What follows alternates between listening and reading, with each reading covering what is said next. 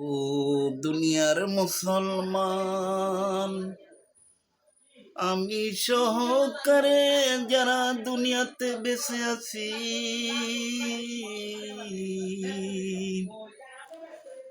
আমি সবার কথাই বলি ভাই, দুনিয়াটা কিছু না, দুনিয়াটা কিছু না রে ভাই।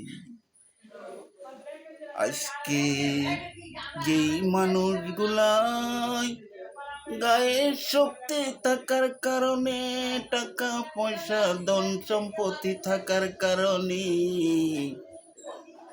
কত মানুষের উপরে জুলুম করো, কত অন্যায় করো, কত বিচার করো, ওই মানুষগুলাকে আমি বলতে চাই বাইরে ভাই, তোমাদের নানা নানির মৃত্যুটা কি তোমরা দেখো না?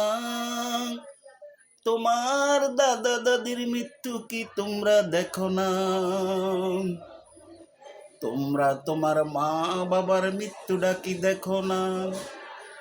তোমাদের আত্মীয় স্বজন পাড়া পতির ভিতরে কত মানুষ কত কষ্ট পাইয়া, যন্ত্রণা পাইয়া দুনিয়ার থেকে মৃত্যুবরণ করছে রে ভাই।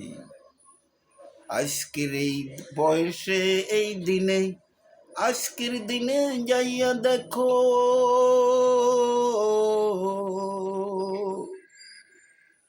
কত অসুস্থ মানুষ মেডিকেলের বিছানায় মৃত্যুর যন্ত্রণা চটপট চটপট করতেছে। আবার কত মানুষ বাড়ির বিছানায় মৃত্যুর যন্ত্রণায় চটপট করতেছে, কিন্তু মরণ হয় না। ও ভাই,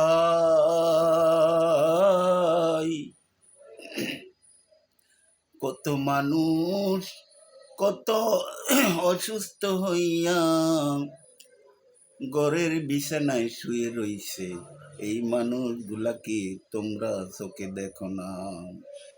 আজকে তোমাদের গায়ে শক্তি থাকার কারণে মানুষের উপরে জুলুম করো, অন্যায় করো, বিচার করো।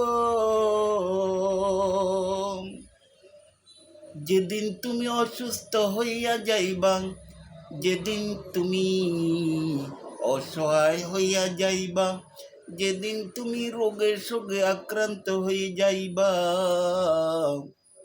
সেদিন বুঝবা মৃত্যুর কত কষ্ট, মৃত্যুর কত যন্ত্রণা। সেদিন তোমাদের আপনজনেরাও তোমার দিকে ফিরে তাকাইবে না, সেদিন তোমার পাড়াপতিও তোমার দিকে ফিরে তাকাইবে না। ওই দিনটার কথা মনে করো রে ভাই। আমার যদি হায়াত থাকে,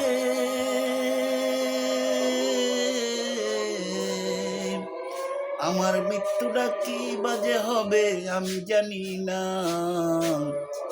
আমি আমার আল্লাহর কাছে দোয়া করি, আল্লাহ যেদিন তুমি আমাকে দুনিয়া থেকে নিয়ে যাইবা,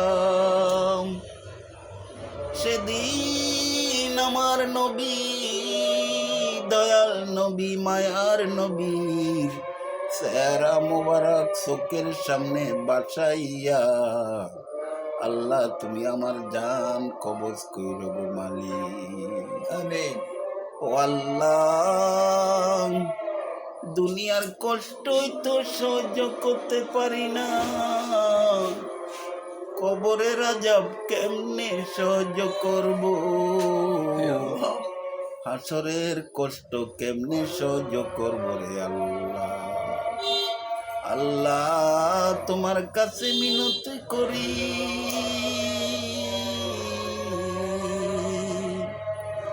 যত কষ্ট যত দুঃখ তোমার দিতে মন চায়, দুনিয়ার কষ্ট দুনিয়া থেকে নিয়ে দিয়ে, আল্লাহ দুনিয়ার কষ্ট দুনিয়াতে দিয়ে দুয়ে মুছে আল্লাহ আমাকে কবরে নিও রে আল্লাহ।